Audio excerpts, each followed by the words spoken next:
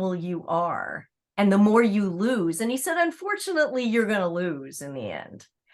And he said, so the more you lose, the more people are going to tune in to see what you do.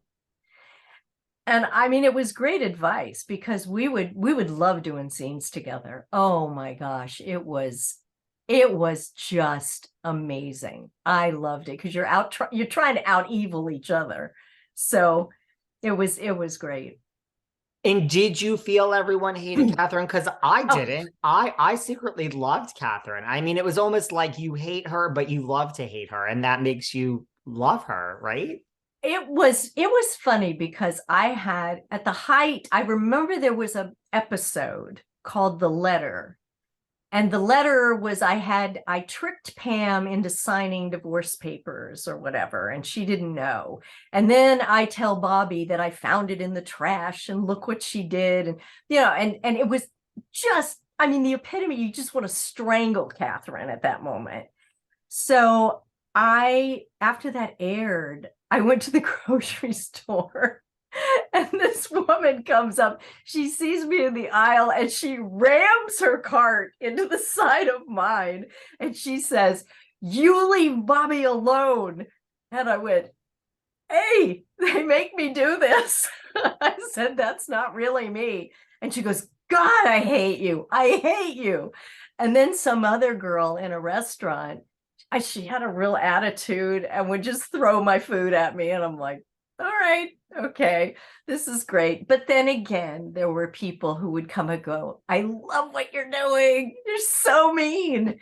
And then doing talk shows and doing radio and all that, I would always talk about, that's about as far away from who I am. But people said, well, you're doing it well. So that has to be rewarding as an actress, right? When someone's like slamming their card into you and telling you how much they hate you, you're like, at least I'm doing the job right? Yeah, it was good. Having grown up in the business, I played evil characters. I mean, I think the first one that was really noticeable, and I had an amazing director on it, was for The Twilight Zone. And it was 1963 maybe, and I was so mean and so nasty in this Twilight Zone episode. So that was my beginning, playing little villainesses. I mean, is it, because I'm making up my own backstory, but is it just more fun to play a villainess? I mean, I think it is because you have no rules. There's no rules. You can do whatever you want. And whereas, Victoria kind of said all the time, she goes, I'm just such a goody-goody. I'm just such a this and that. And there was no room to be unpredictable, But for an evil character, you can go off the rails. I mean, Katherine really went off the rails. And it was great. I mean, you have so much to do as an actor. She did go off the rails. I mean, she schemed and successfully got Bobby and Pam divorced. She tried to kill Pam more than once. She, tried to kill and did kill Bobby, even though he then came back. I mean, was sleeping with JR to try to get to Bobby. Like, did you have like a favorite moment of hers or storyline throughout the years? I really did. There was one, and I think they threw that into the hat for an Emmy award or getting, a nomination, trying to get me nominated for that character. And the scene was with Kenny Kercheval, who played my brother Cliff. And there was a storyline in the show where Cliff was broke and he needed money, and he had gone to everybody to get money. And he had to grovel finally to Katherine to ask her for money.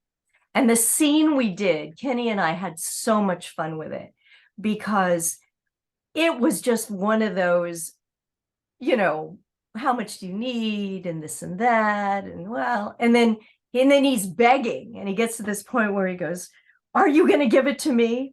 And she takes a long pause, looks him up and down and goes, no, and walks out the door. And Kenny's face just goes, and at the end of that sequence, at the end of that scene, when the director yelled cut, the whole crew just went, yes, oh my God. And it was really one of my favorite days because it worked so beautifully. It really did. It was a JR moment. It was, I mean, listen, Katherine rivaled JR in her scheming many, many times. Was there a moment of the opposite where you felt like it jumped the shark, or like this is a little too far even for Katherine, or like let me talk to you guys and push back? Like I don't know if this really works. I think up until the dream sequence, everything worked great. Everything worked perfectly because there was nothing you didn't believe. You believed that she could get away with that when she went to Europe and she tried to break up Jenna's, find all the stuff on Jenna Wade. All of that stuff worked.